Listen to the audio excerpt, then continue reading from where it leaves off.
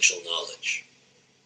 The Supreme Lord said, "My dear Arjuna, because you are never envious of me, I shall impart to you this most secret wisdom, knowing which you shall be relieved of all the miseries of material existence. This knowledge is the king of education, the most secret of all secrets.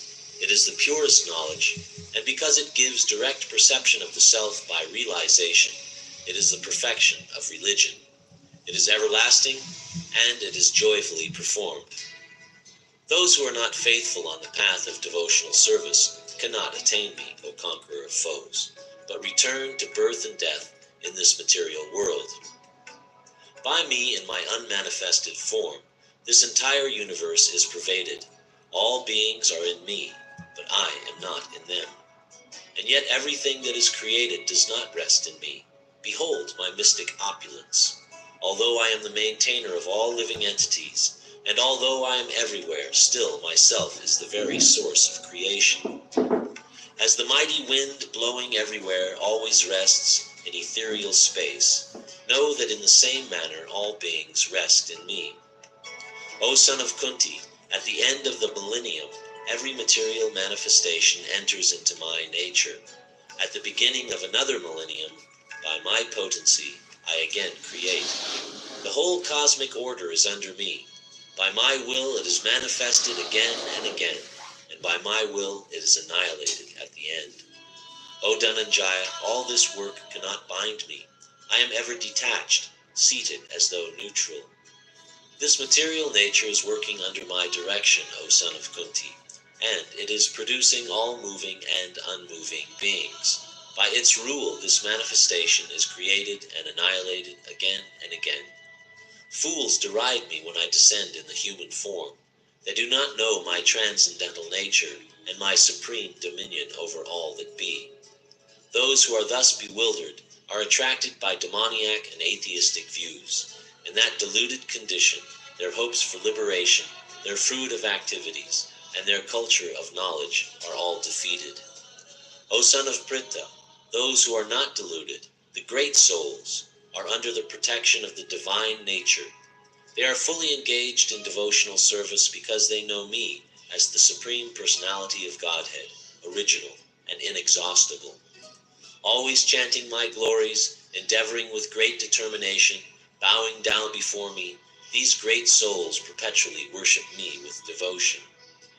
Others who are engaged in the cultivation of knowledge worship the Supreme Lord as the one without second, diverse in many and in the universal form.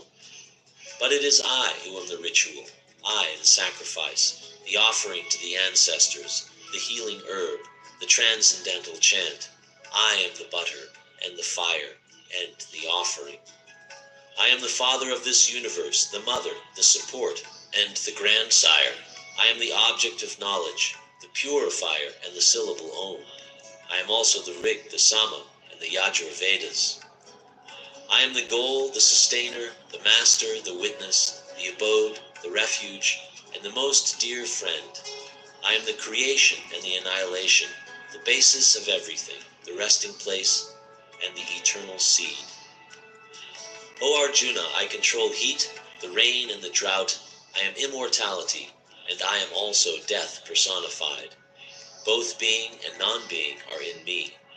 Those who study the Vedas and drink the Soma juice, seeking the heavenly planets, worship me indirectly. They take birth on the planet of Indra, where they enjoy godly delights. When they have thus enjoyed heavenly sense pleasure, they return to this mortal planet again. Thus, through the Vedic principles, they achieve only flickering happiness. But those who worship me with devotion, meditating on my transcendental form, to them I carry what they lack and preserve what they have. Whatever a man may sacrifice to other gods, O son of Kunti, is really meant for me alone, but it is offered without true understanding. I am the only enjoyer and the only object of sacrifice. Those who do not recognize my true transcendental nature fall down. Those who worship the demigods will take birth among the demigods. Those who worship ghosts and spirits will take birth among such beings. Those who worship the ancestors go to the ancestors, and those who worship me will live with me. If one offers me with love and devotion a leaf, a flower, fruit, or water, I will accept it.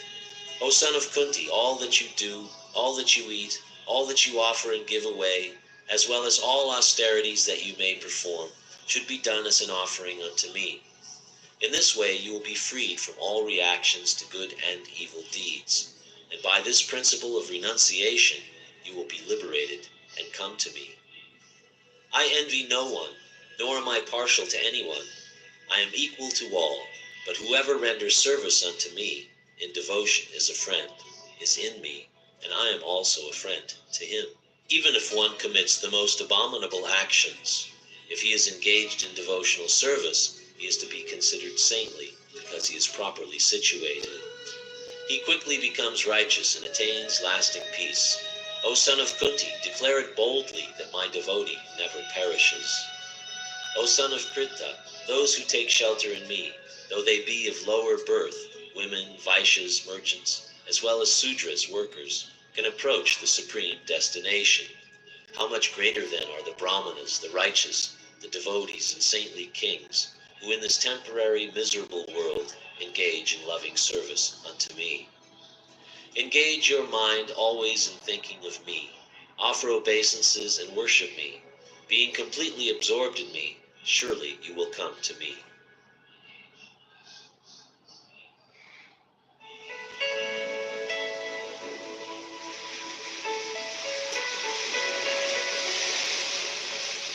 Chapter 10. The Opulence of the Absolute. The Supreme Lord said, My dear friend, mighty armed Arjuna, listen again to my supreme word, which I shall impart to you for your benefit, and which will give you great joy. Neither the hosts of demigods, nor the great sages know my origin, for in every respect I am the source of the demigods and the sages. He who knows me as the unborn, as the beginningless, as the supreme Lord of all the worlds, he, undiluted among men, is freed from all sins. Intelligence, knowledge, freedom from doubt and delusion, forgiveness, truthfulness, self-control and calmness, pleasure and pain, birth, death, fear, fearlessness, non-violence, equanimity, satisfaction, austerity, charity, fame, and infamy are created by me alone. The 7 great sages, and before them the 4 other great sages, and the Manus, progenitors of mankind, are born out of my mind, and all creatures in these planets descend from them. He who knows in truth this glory and power of mine engages in unalloyed devotional service. Of this there is no doubt. I am the source of all spiritual and material worlds. Everything emanates from me. The wise who know this perfectly engage in my devotional service and worship me with all their hearts. The thoughts of my pure devotees dwell in me. Their lives are surrendered to me, and they derive great satisfaction and bliss, enlightening one another and conversing about me. To those who are constantly devoted and worship me with love, I give the understanding by which they can come to me. Out of compassion for them, I, dwelling in their hearts, destroy with the shining lamp of knowledge the darkness born of ignorance.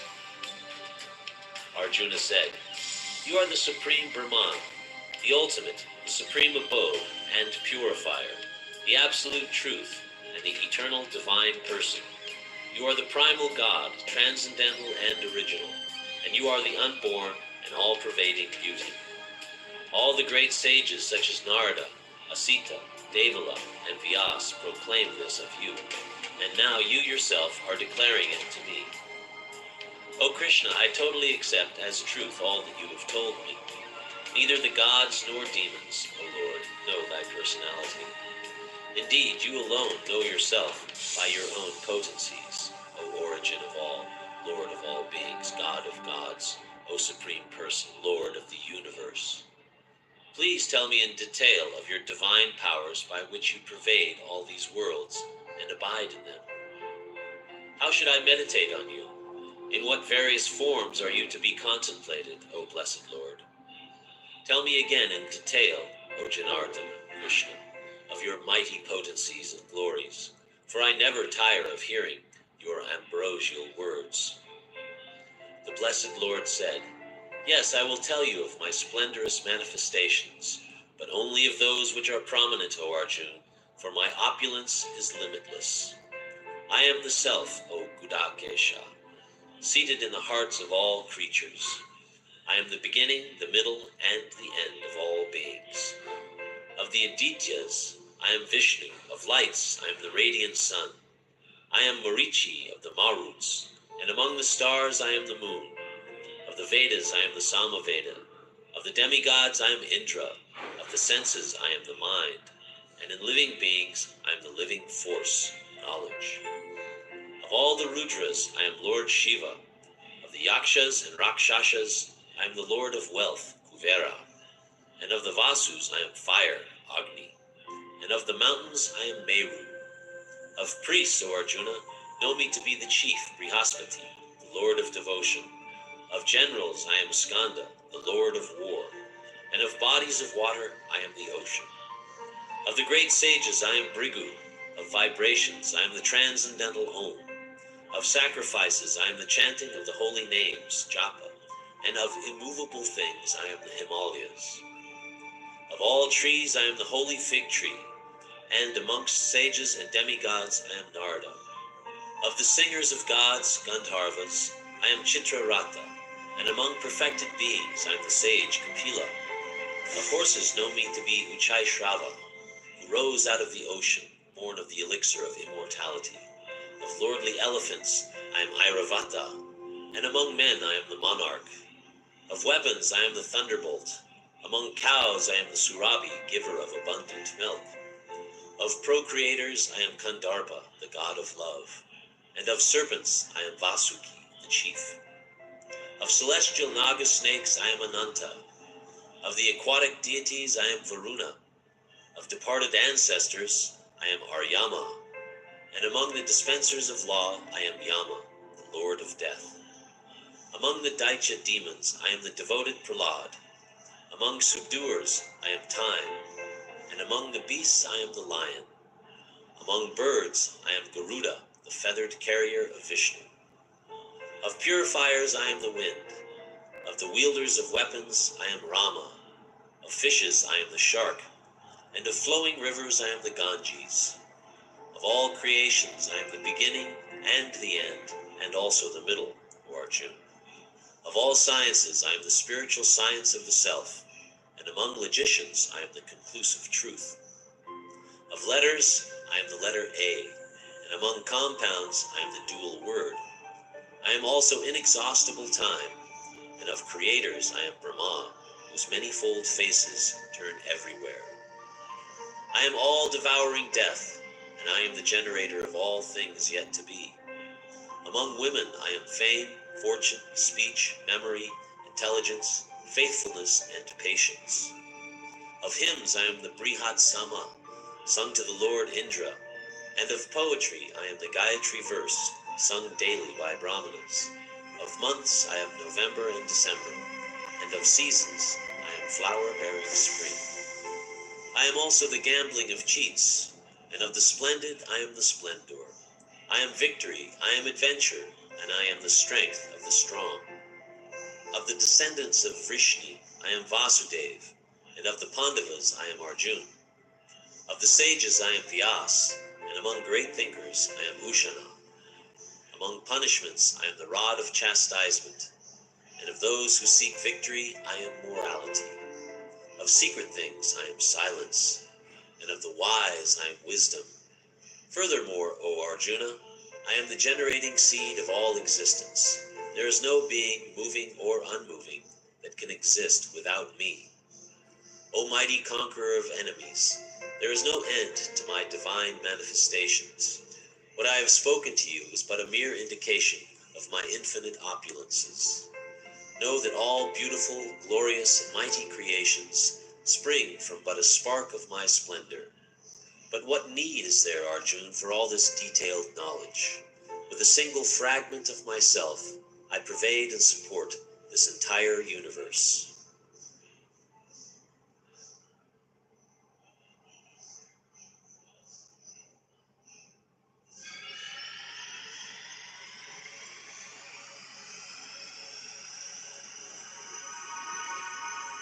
Chapter 11. The Universal Form. Arjuna said, I have heard your instruction on confidential spiritual matters, which you have so kindly delivered unto me, and my illusion is now dispelled. O lotus-eyed one, I have heard from you in detail about the appearance and disappearance of every living entity, as realized through your inexhaustible glories. O greatest of all personalities, O supreme form, though I see here before me your actual position, I yet wish to see how you have entered into this cosmic manifestation. I want to see that form of yours. If you think that I am able to behold your cosmic form, O my Lord, O Master of all mystic power, then kindly show me that universal self. The Blessed Lord said, My dear Arjuna, O son of Pritha, behold now my opulence, hundreds of thousands of varied divine forms, multicolored like the sea. O best of the Bhartas, see here the different manifestations of Adityas, Rudras, and all the demigods. Behold the many things which no one has ever seen or heard before. Whatever you wish to see can be seen all at once in this body. This universal form can show you all that you now desire, as well as whatever you may desire in the future. Everything is here completely. But you cannot see me with your present eyes. Therefore I give you divine eyes, by which you can behold my mystic opulence. Sanjaya said, O king, speaking thus, the Supreme, the Lord of all mystic power, the personality of Godhead, displayed his universal form to Arjuna. Arjuna saw in that universal form unlimited mouths and unlimited eyes. It was all wondrous. The form was decorated with divine, dazzling ornaments and arrayed in many garbs. He was garlanded gloriously, and there were many scents smeared over his body. All was magnificent, all expanding, unlimited. This was seen by Arjuna. If hundreds of thousands of suns rose up at once into the sky, they might resemble the effulgence of the Supreme Person in that universal form. At that time, Arjuna could see in the universal form of the Lord the unlimited expansions of the universe, situated in one place, although divided into many, many thousands. Then, bewildered and astonished, his hair standing on end, Arjuna began to pray with folded hands, offering obeisances to the Supreme Lord. Arjuna said, My dear Lord Krishna, I see assembled together in your body all the demigods and various other living entities. I see Brahma sitting on the lotus flower, as well as Lord Shiva and many sages and divine serpents. O Lord of the universe, I see in your universal body many, many forms, bellies, mouths, eyes, expanded without limit. There is no end, there is no beginning, and there is no middle to all this. Your form, adorned with various crowns, clubs, and discs, is difficult to see because of its glaring effulgence, which is fiery and immeasurable like the sun. You are the supreme primal objective. You are the best in all the universes. You are inexhaustible, and you are the oldest. You are the maintainer of religion, the eternal personality of Godhead. You are the origin without beginning, middle, or end. You have numberless arms, and the sun and moon are among your great unlimited eyes. By your own radiance, you are heating this entire universe. Although you are one, you are spread throughout the sky and the planets and all space between. O Great One, as I behold this terrible form, I see that all the planetary systems are perplexed. All the demigods are surrendering and entering into you. They are very much afraid, and with folded hands they are singing the Vedic hymns. The different manifestations of Lord Shiva, the Adityas, the Vashus, the Sadyas, and the Vishvadevas, the two Ashvins, the Maruts, the forefathers, and the Gandharvas, the Yakshas, Asuras, and all perfected demigods are beholding you in wonder. O mighty armed one, all the planets with their demigods are disturbed at seeing your many faces, eyes, arms, bellies, and legs, and your terrible teeth. As they are disturbed, so am I. O all-pervading Vishnu, I can no longer maintain my equilibrium. Seeing your radiant colors fill the skies, and beholding your eyes and mouths, I am afraid. O Lord of lords, O refuge of the worlds, please be gracious to me. I cannot keep my balance, seeing thus your blazing death-like faces and awful teeth. In all directions I am bewildered. All the sons of Dhritarashtra, along with their allied kings, and Bhishma, Drona, and Karna, and all our soldiers, are rushing into your mouths, their heads smashed by your fearful teeth. I see that some are being crushed between your teeth as well. As rivers flow into the sea, so all these great warriors enter your blazing mouths and perish. I see all people rushing with full speed into your mouths, as moths dash into a blazing fire.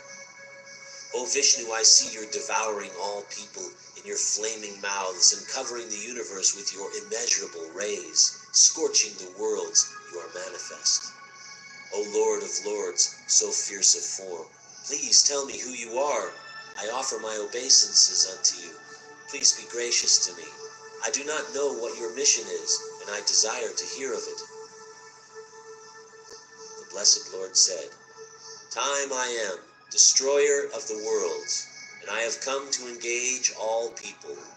With the exception of you, the Pandavas, all the soldiers here on both sides will be slain. Therefore, get up and prepare to fight.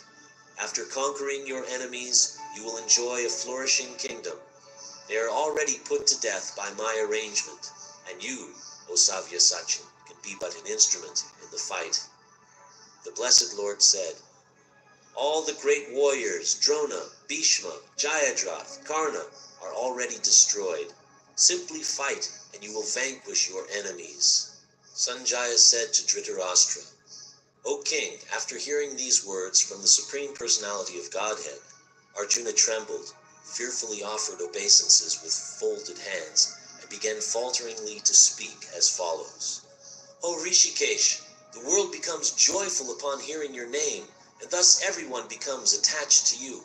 Although the perfected beings offer you their respectful homage, the demons are afraid, and they flee here and there. All this is rightly done. O Great One who stands above even Brahma, you are the original master. Why should they not offer their homage up to you, O limitless one? O refuge of the universe, you are the invincible source, the cause of all causes, transcendental to this material manifestation. You are the original personality of Godhead. You are the only sanctuary of this manifested cosmic world.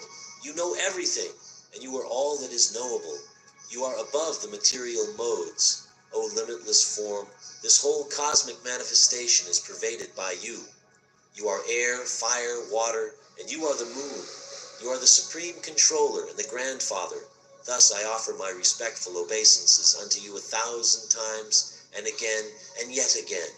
Obeisances from the front, from behind, and from all sides. O unabounded power, you are the master of limitless might. You are all-pervading, and thus you are everything. In the past I have addressed you as O Krishna, O Yadava, O my friend, without knowing your glories. Please forgive whatever I may have done in madness or in love.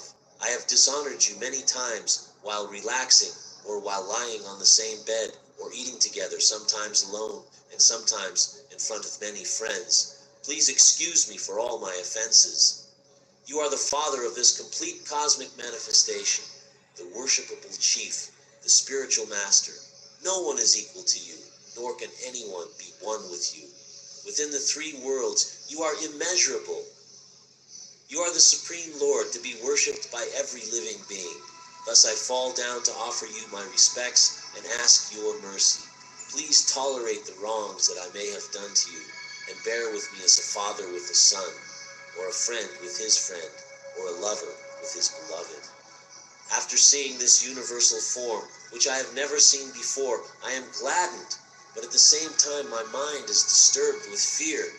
Therefore, please bestow your grace upon me, and reveal again your form as the personality of Godhead, O Lord of Lords, O abode of the universe. O universal Lord, I wish to see you in your four-armed form, with helmeted head, and with club, wheel, conch, and lotus flower in your hands. I long to see you in that form. The blessed Lord said, My dear Arjuna, happily do I show you this universal form within the material world by my internal potency. No one before you has ever seen this unlimited and glaringly effulgent form. O best of the Kuru warriors, no one before you has ever seen this universal form of mine. For neither by studying the Vedas, nor by performing sacrifices, nor by charities or similar activities can this form be seen.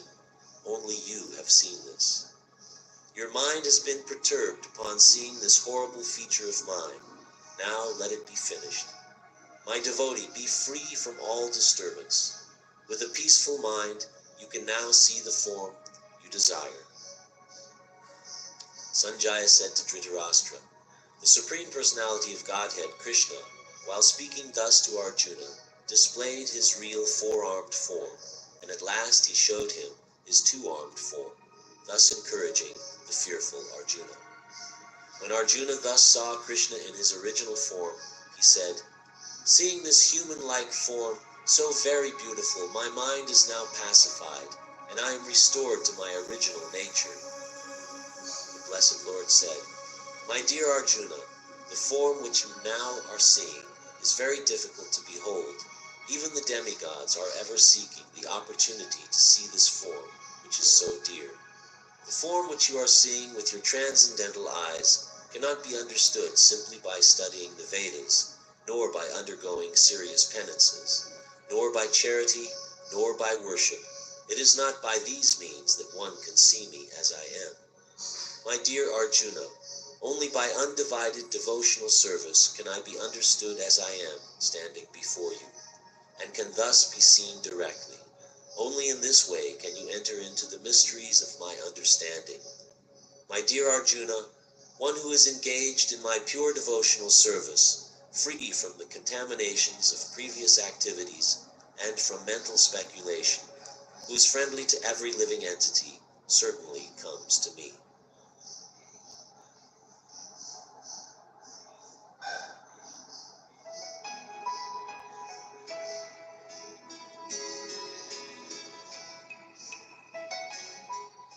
Chapter 12, Devotional Service.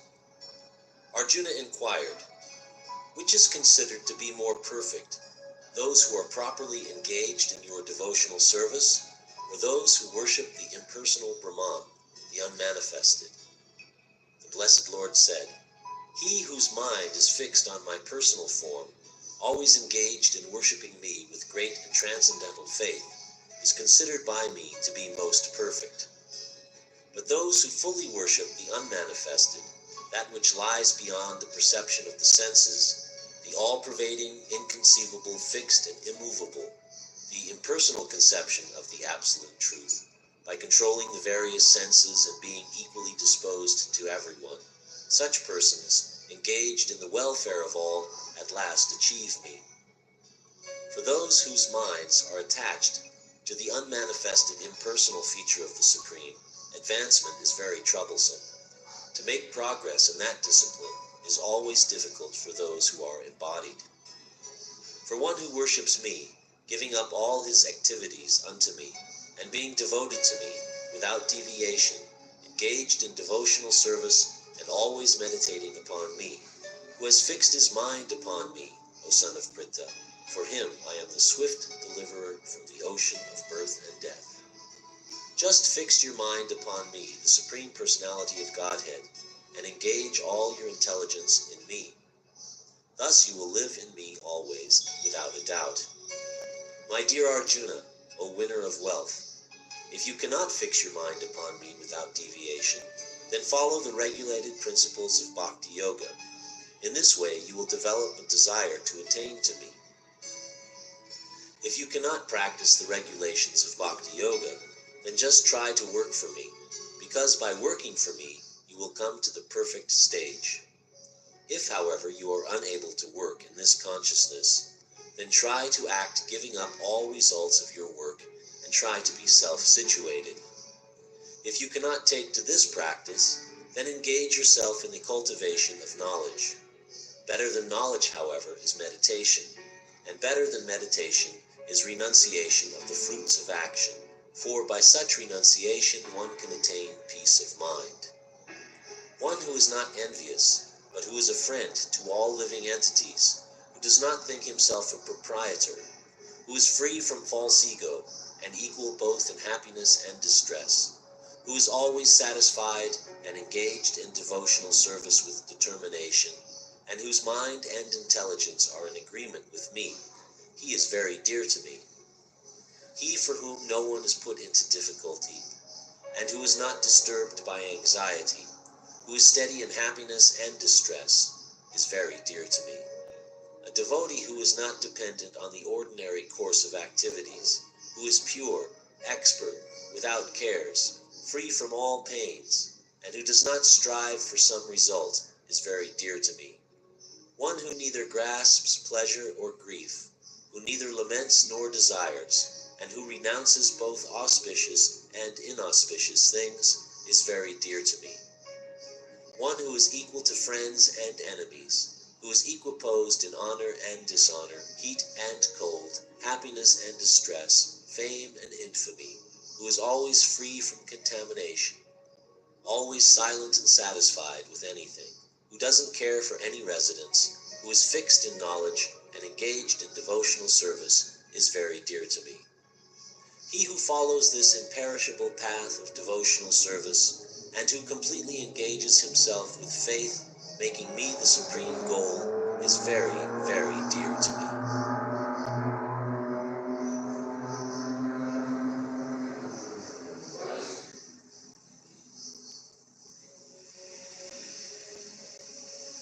Chapter 13.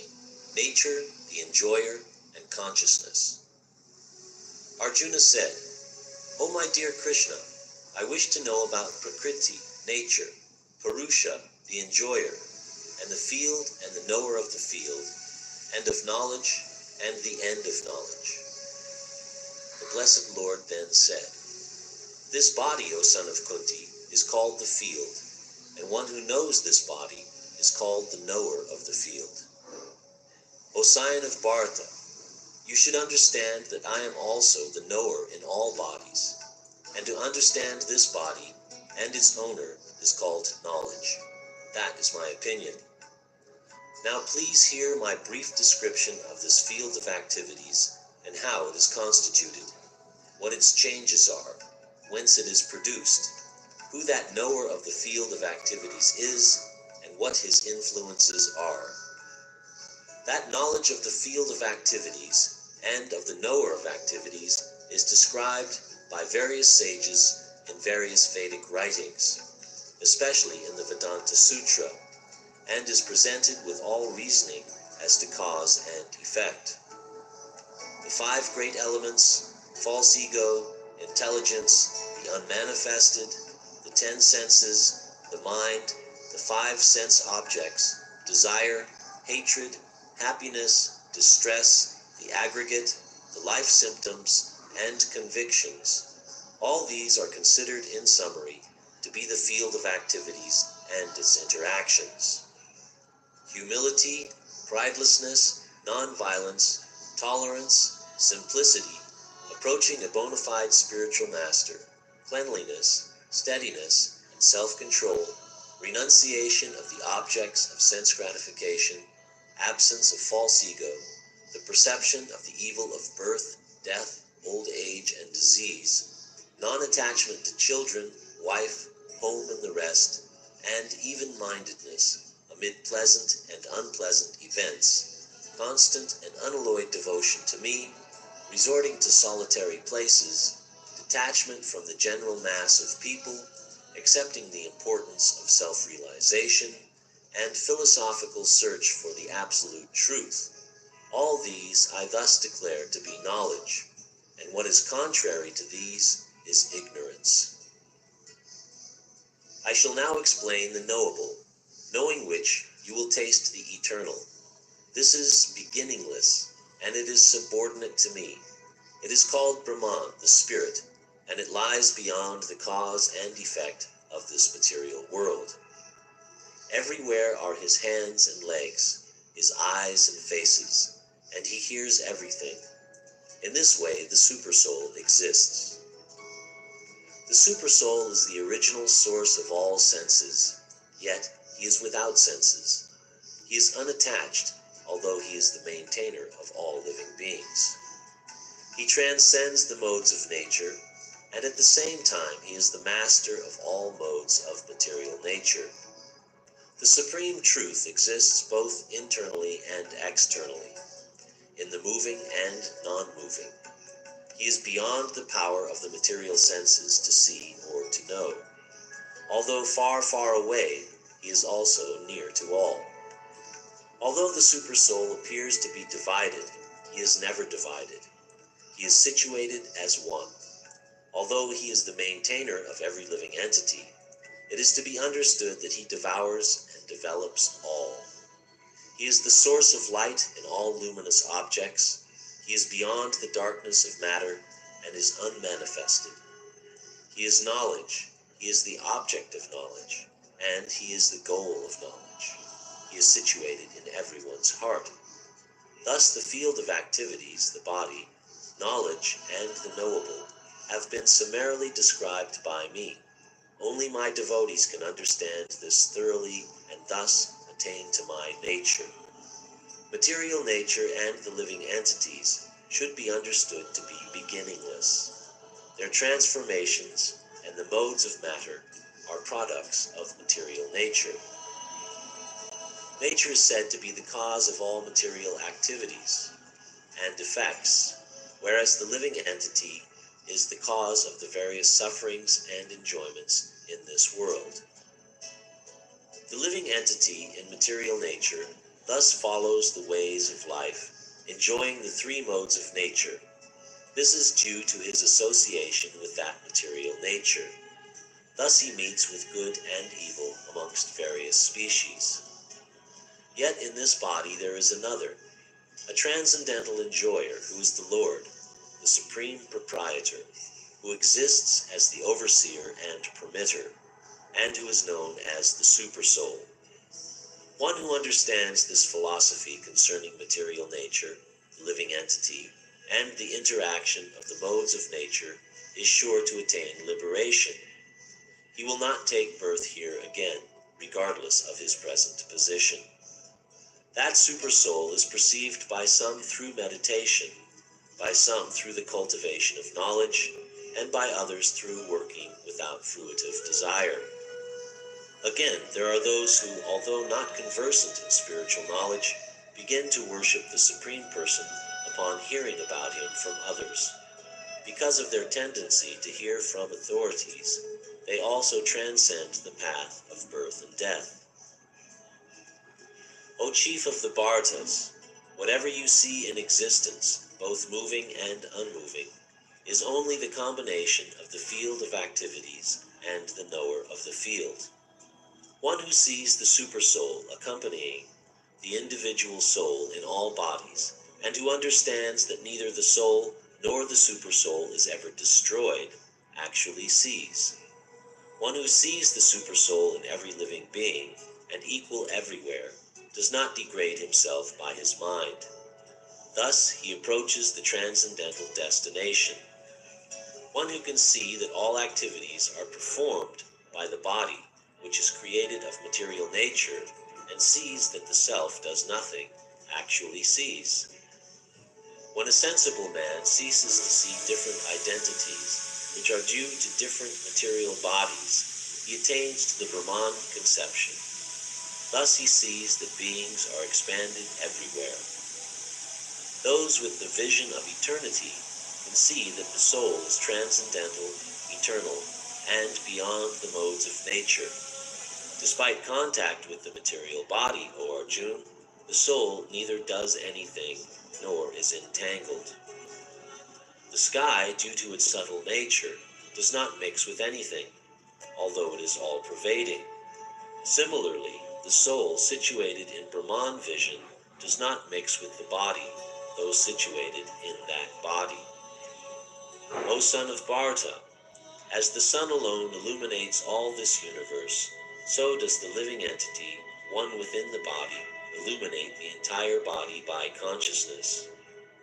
One who knowingly sees this difference between the body and the owner of the body, and can understand the process of liberation from this bondage, also attains to the supreme goal.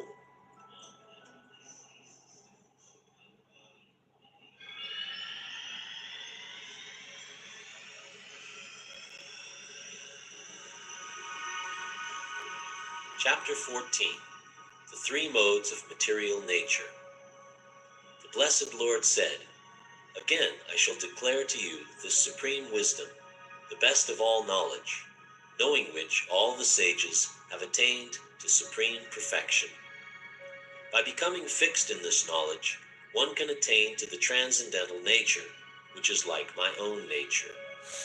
Thus established, one is not born at the time of creation, nor disturbed at the time of dissolution. The total material substance, called Brahman, is the source of birth, and it is that Brahman that I impregnate, making possible the births of all living beings, O son of Bharata. It should be understood that all species of life, O son of Kunti, are made possible by birth in this material nature, and that I am the seed-giving father. Material nature consists of the three modes, goodness, passion, and ignorance. When the living entity comes in contact with nature, he becomes conditioned by these modes. O sinless one, the mode of goodness, being purer than the others, is illuminating, and it frees one from all sinful reactions. Those situated in that mode develop knowledge, but they become conditioned by the concept of happiness. The mode of passion is born of unlimited desires and longings, O son of Kunti, and because of this, one is bound to material fruitive activities. O son of Bharata, the mode of ignorance causes the delusion of all living entities. The result of this mode is madness, indolence, and sleep, which bind the conditioned soul. The mode of goodness conditions one to happiness. Passion conditions him to the fruits of action, and ignorance to madness. Sometimes the mode of passion becomes prominent, defeating the mode of goodness, O son of Bharata. And sometimes the mode of goodness defeats passion, and at other times the mode of ignorance defeats goodness and passion. In this way there is always competition for supremacy. The manifestations of the mode of goodness can be experienced when all the gates of the body are illuminated by knowledge. O chief of the Bharatas, when there is an increase in the mode of passion, the symptoms of great attachment, uncontrollable desire, hankering, and intense endeavor develop. O son of Kuru, when there is an increase in the mode of ignorance, madness, illusion, inertia, and darkness are manifested. When one dies in the mode of goodness, he attains to the pure higher planets.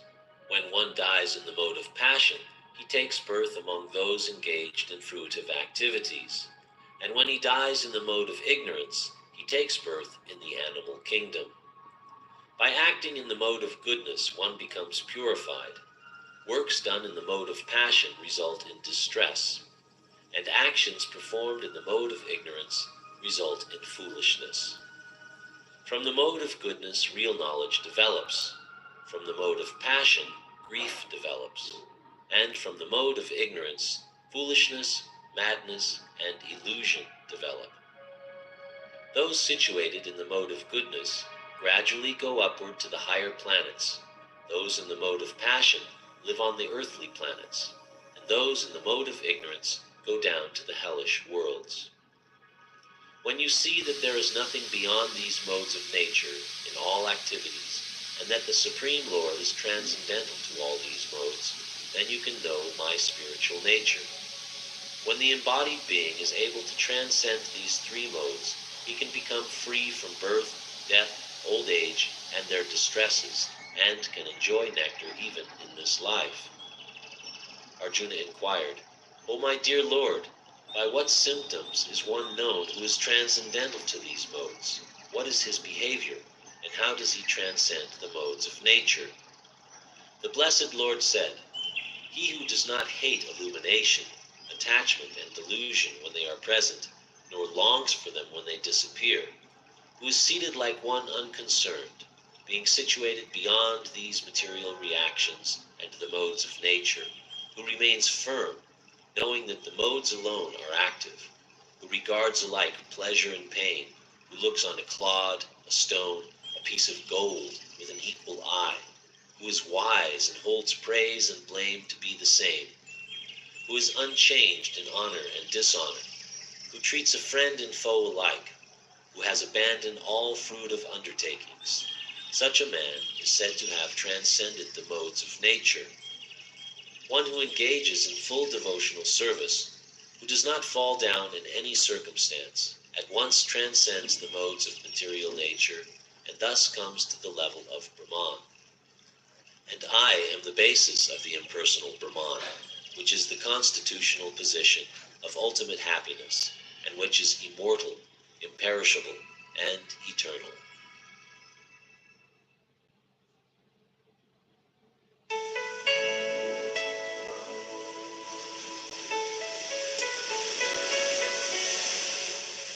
Chapter 15.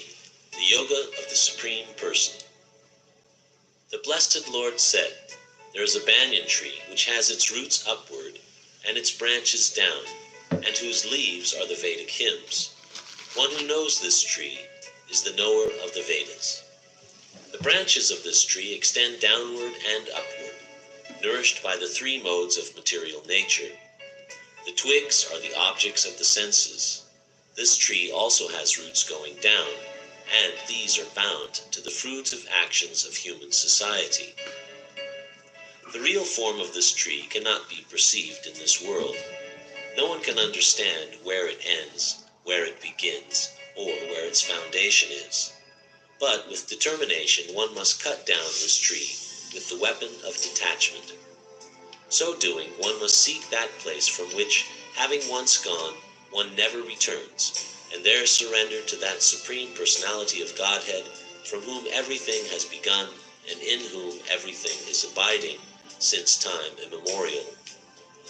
One who is free from illusion, false prestige, and false association, who understands the eternal, who is done with material lust, and is freed from the duality of happiness and distress, and who knows how to surrender unto the Supreme Person, attains to that eternal kingdom.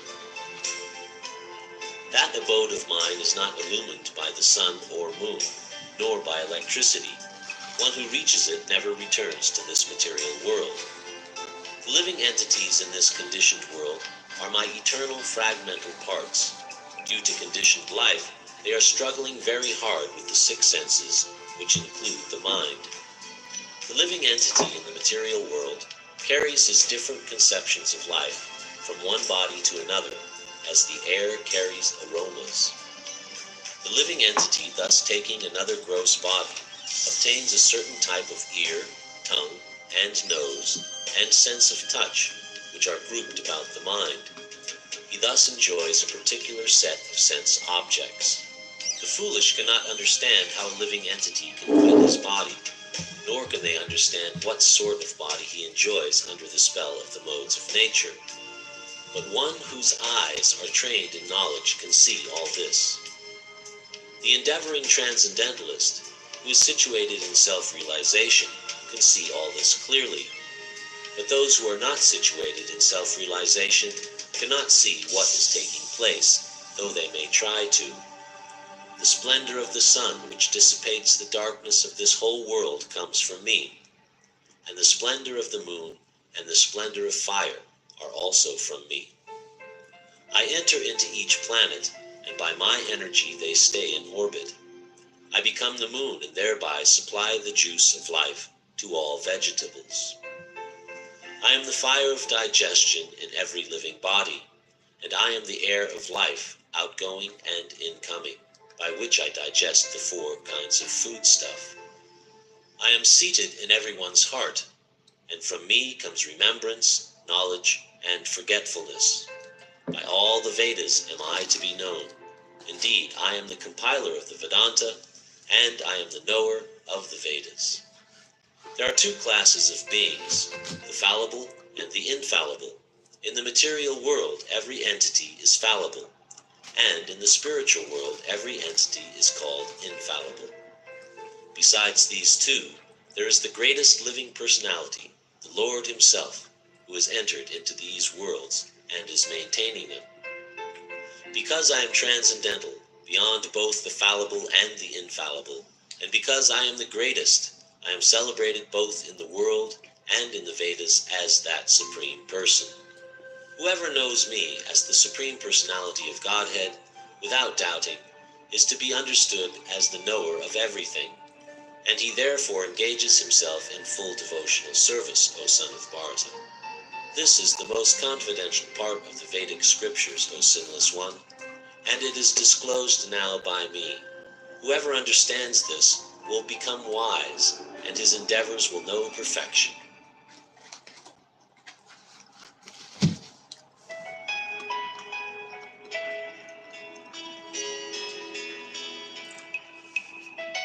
Chapter 16. The Divine and Demoniac Natures.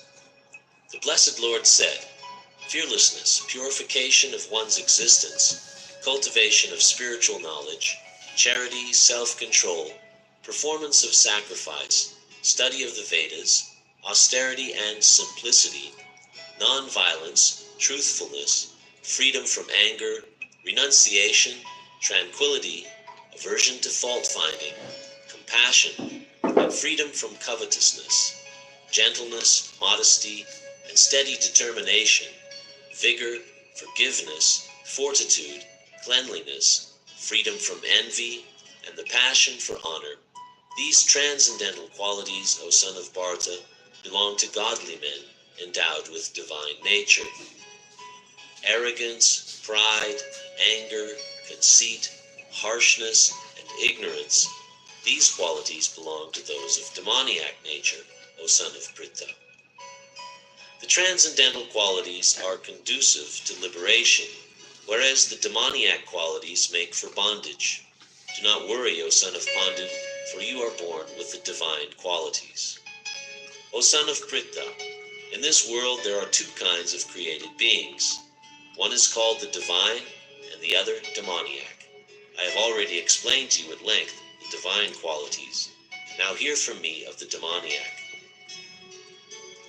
Those who are demoniac do not know what is to be done and what is not to be done.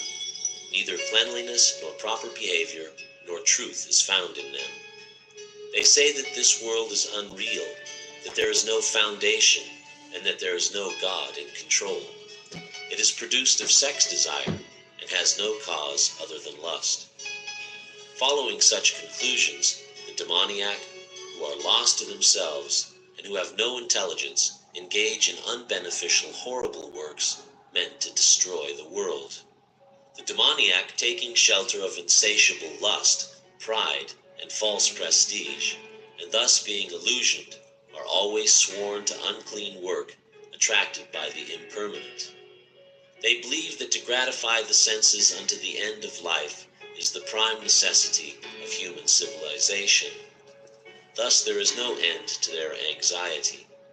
Being bound by hundreds and thousands of desires, by lust and anger, they secure money by illegal means for sense gratification. The demoniac person thinks, so much wealth do I have today, and I will gain more according to my schemes. So much is mine now, and it will increase in the future more and more. He is my enemy, and I have killed him, and my other enemy will also be killed. I am the Lord of everything. I am the enjoyer. I am perfect, powerful, and happy. I am the richest man, surrounded by aristocratic relatives. There is none so powerful and happy as I am. I shall perform sacrifices. I shall give some charity, and thus I shall rejoice. In this way, such persons are deluded by ignorance. Thus perplexed by various anxieties and bound by a network of illusions, one becomes too strongly attached to sense enjoyment and falls down into hell. Self-complacent and always impudent, deluded by wealth and false prestige, they sometimes perform sacrifices in name only, without following any rules or regulations. Bewildered by false ego, strength, pride, lust, and anger, the demon becomes envious of the Supreme Personality of Godhead, who is situated in his own body and in the bodies of others, and blasphemes against the real religion. Those who are envious and mischievous, who are the lowest among men, are cast by me into the ocean of material existence, into various demoniac species of life. Attaining repeated birth amongst the species of demoniac life, such persons can never approach me. Gradually they sink down to the most abominable type of existence. There are 3 gates leading to this hell: lust, anger, and greed. Every sane man should give these up, for they lead to the degradation of the soul. The man who has escaped these 3 gates of hell, O son of Kunti, performs acts conducive to self-realization, and thus gradually attains the supreme destination. But he who discards scriptural injunctions and acts according to his own whims attains neither perfection nor happiness, nor the supreme destination. One should understand what is duty and what is not duty by the regulations of the scriptures. Knowing such rules and regulations, one should act so that he may gradually be elevated.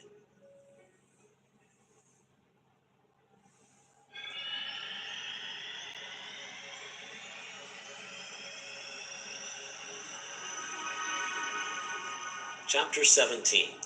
The Divisions of Faith. Arjuna said, O Krishna, what is the situation of one who does not follow the principles of Scripture, but worships according to his own imagination? Is he in goodness, in passion, or in ignorance? The Supreme Lord said, according to the modes of nature acquired by the embodied soul, one's faith can be of 3 kinds: goodness, passion, or ignorance. Now hear about these. According to one's existence under the various modes of nature, one evolves a particular kind of faith. The living being is said to be of a particular faith according to the modes he has acquired. Men in the mode of goodness worship the demigods. Those in the mode of passion worship the demons. And those in the mode of ignorance worship ghosts and spirits. Those who undergo severe austerities and penances not recommended in the scriptures, performing them out of pride, egotism, lust, and attachment, who are impelled by passion and who torture their bodily organs, as well as the supersoul dwelling within, are to be known as demons. Even food of which all partake is of 3 kinds, according to the 3 modes of material nature. The same is true of sacrifice, austerities, and charity. Listen, and I shall tell you of the distinctions of these. Food in the mode of goodness increases the duration of life, purify one's existence, and gives strength, health, happiness, and satisfaction. Such nourishing foods are sweet, juicy, fattening, and palatable.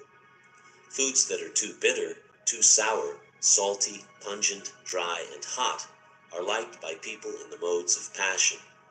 Such foods cause pain, distress, and disease. Food cooked more than 3 hours before being eaten, which is tasteless, stale, putrid, decomposed, and unclean, is food liked by people in the mode of ignorance. Of sacrifices, that sacrifice performed according to duty and to scriptural rules, and with no expectation of reward, is of the nature of goodness. But that sacrifice performed for some material end or benefit, or performed ostentatiously out of pride, is of the nature of passion, or chief of the Bharatas. And that sacrifice performed in defiance of scriptural injunctions, in which no spiritual food is distributed, no hymns are chanted, and no remunerations are made to the priests, and which is faithless, that sacrifice is of the nature of ignorance. The austerity of the body consists in this: worship of the Supreme Lord, the Brahmanas, the spiritual master, and superiors like the father and mother. Cleanliness, simplicity, celibacy, and non-violence are also austerities of the body. Austerity of speech consists in speaking truthfully and beneficially, and avoiding speech that offends. One should also recite the Vedas regularly. and serenity, simplicity, gravity, self-control, and purity of thought are the austerities of the mind. This threefold austerity practiced by men whose aim is not to benefit themselves materially, but to please the Supreme, is of the nature of goodness.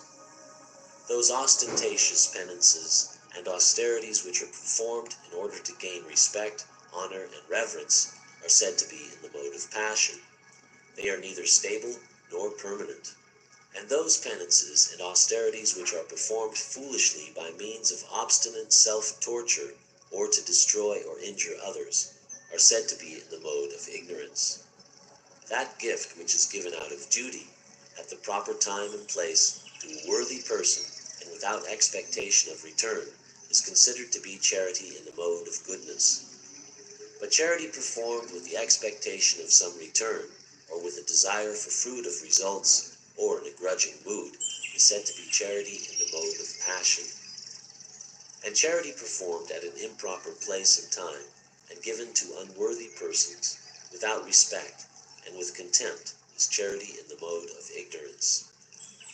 From the beginning, Om Tat Sat have been used to indicate the supreme absolute truth, Brahman. They were uttered by Brahmanas while chanting Vedic hymns and during sacrifices for the satisfaction of the Supreme. Thus the Transcendentalists undertake sacrifices, charities, and penances, beginning always with Om, to attain the Supreme. One should perform sacrifice, penance, and charity with the word Tat. The purpose of such transcendental activities is to get free from the material entanglement. The absolute truth is the objective of devotional service, and it is indicated by the word Sat. These works of sacrifice, of penance, and of charity, true to the absolute nature, are performed to please the Supreme Person, O son of Pritha.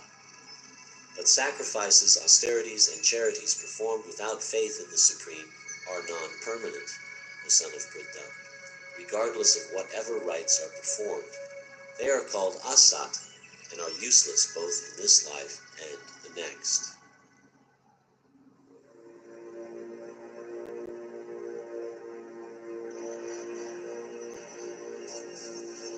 Chapter 18, Conclusion, Perfection of Renunciation. Arjuna said, O mighty armed one, I wish to understand the purpose of renunciation, tyag, and of the renounced order of life, sannyas, O killer of the Keshi demon, Rishikesh.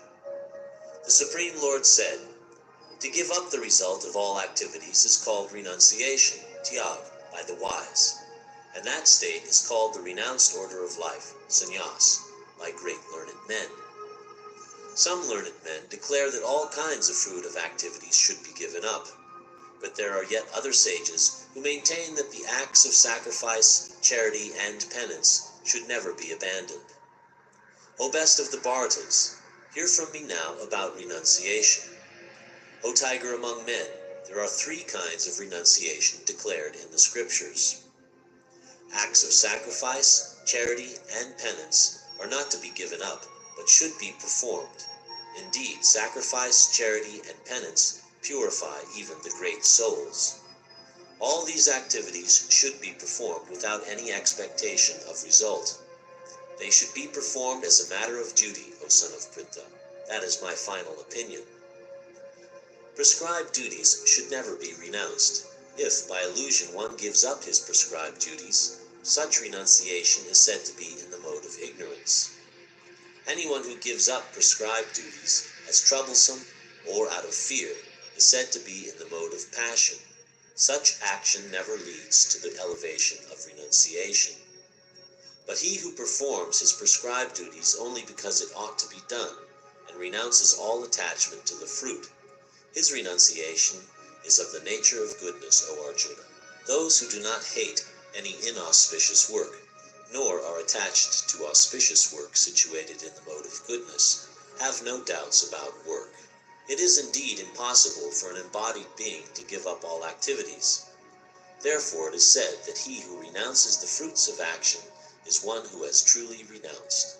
For one who is not renounced, the threefold fruits of action, desirable, undesirable, and mixed, accrue after death. But those who are in the renounced order of life have no such results to suffer or enjoy. O mighty armed Arjuna, learn from me of the 5 factors which bring about the accomplishment of all action. These are declared in Sankhya philosophy to be the place of action, the performer, the senses, the endeavor, and ultimately the supersoul. Whatever right or wrong action a man performs by body, mind, or speech is caused by these 5 factors.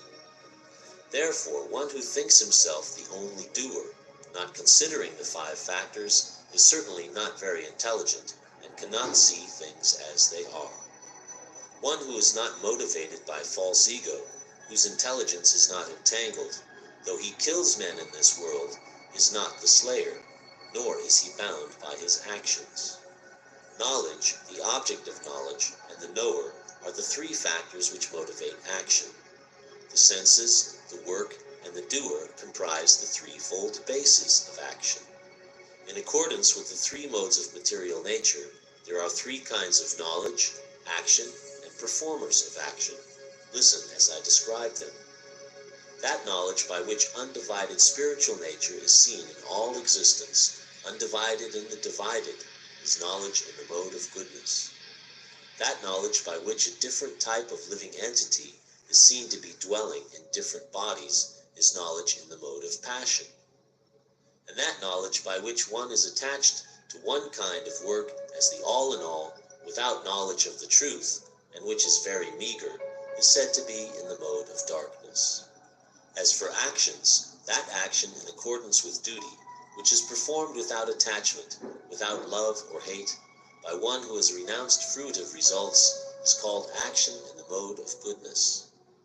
But action performed with great effort by one seeking to gratify his desires, and which is enacted from a sense of false ego, is called action in the mode of passion.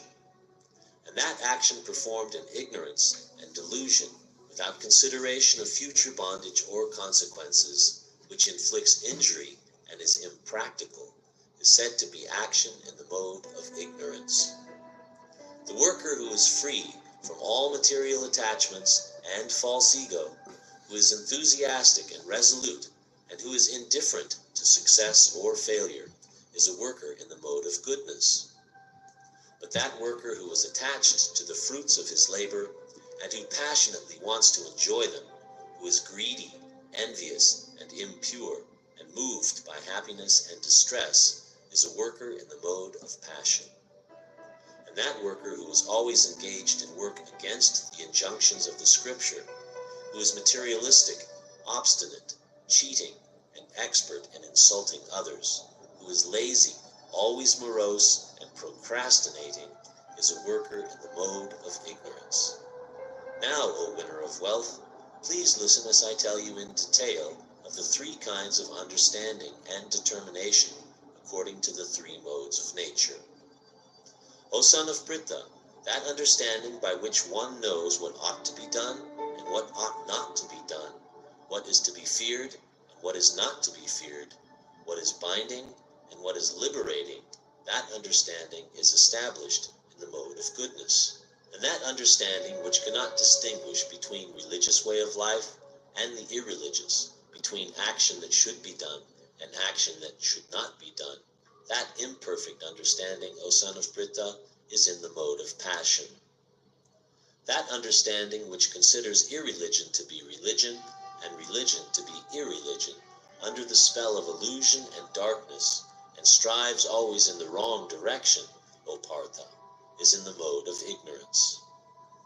O son of Pritha, that determination which is unbreakable, which is sustained with steadfastness by yoga practice, and thus controls the mind, life, and the acts of the senses, is in the mode of goodness.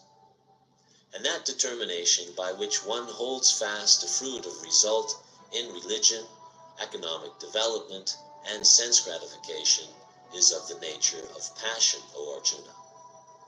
And that determination which cannot go beyond dreaming, fearfulness, lamentation, moroseness, and illusion, such unintelligent determination is in the mode of darkness. O best of the Bhartas, Now please hear from me about the three kinds of happiness which the conditioned soul enjoys, and by which he sometimes comes to the end of all distress. That which in the beginning may be just like poison, but at the end is just like nectar, and which awakens one to self-realization, is said to be happiness in the mode of goodness. That happiness which is derived from contact of the senses with their objects, and which appears like nectar at first, but poison at the end, is said to be of the nature of passion. And that happiness which is blind to self-realization, which is delusion from beginning to end, and which arises from sleep, laziness, and illusion, is said to be of the nature of ignorance. There is no being existing either here or among the demigods in the higher planetary systems, which is freed from the three modes of material nature. Brahmanas, Kshatriyas, Vaishyas, and Shudras are distinguished by their qualities of work, O chastiser of the enemy, in accordance with the modes of nature. Peacefulness, self-control, austerity, purity, tolerance, honesty, wisdom, knowledge, and religiousness. These are the qualities by which the Brahmanas work. Heroism, power, determination, resourcefulness, courage in battle, generosity, and leadership are the qualities of the work for the Kshatriyas. Farming, cattle raising, and business are the qualities of work for the Vaishyas, and for the Shudras there is labor and service to others. By following his qualities of work, every man can become perfect. Now please hear from me how this can be done. By worship of the Lord, who is the source of all beings and who is all-pervading, man can, in the performance of his own duty, attain perfection. It is better to engage in one's own occupation, even though one may perform it imperfectly, than to accept another's occupation and perform it perfectly. Prescribed duties according to one's nature are never affected by sinful reaction. Every endeavor is covered by some sort of fault, just as fire is covered by smoke. Therefore, one should not give up the work which is born of his nature, O son of Kunti, even if such work is full of fault. One can obtain the results of renunciation simply by self-control and by becoming unattached to material things and disregarding material enjoyments. That is the highest perfectional stage of renunciation. O son of Kunti, learn from me in brief how one can attain to the supreme perfectional stage, Brahman, by acting in the way which I shall now summarize. Being purified by his intelligence and controlling the mind with determination, giving up the objects of sense gratification, being freed from attachment and hatred, one who lives in a secluded place, who eats little, and who controls the body and the tongue, and is always in trance, and is detached, who is without false ego, false strength, false pride, lust, anger, and who does not accept material things. Such a person is certainly elevated to the position of self-realization. One who is thus transcendentally situated at once realizes the supreme Brahman. He never laments nor desires to have anything. He is equally disposed to every living entity. In that state he attains pure devotional service unto me. One can understand the Supreme Personality as he is only by devotional service. And when one is in full consciousness of the Supreme Lord by such devotion, he can enter into the kingdom of God. Though engaged in all kinds of activities, my devotee under my protection reaches the eternal and imperishable abode by my grace. In all activities just depend upon me, and work always under my protection. In such devotional service, be fully conscious of me. If you become conscious of me, you will pass over all the obstacles of conditional life by my grace. If, however, you do not work in such consciousness, but act through false ego, not hearing me, you will be lost. If you do not act according to my direction and do not fight, then you will be falsely directed. By your nature, you will have to be engaged in warfare,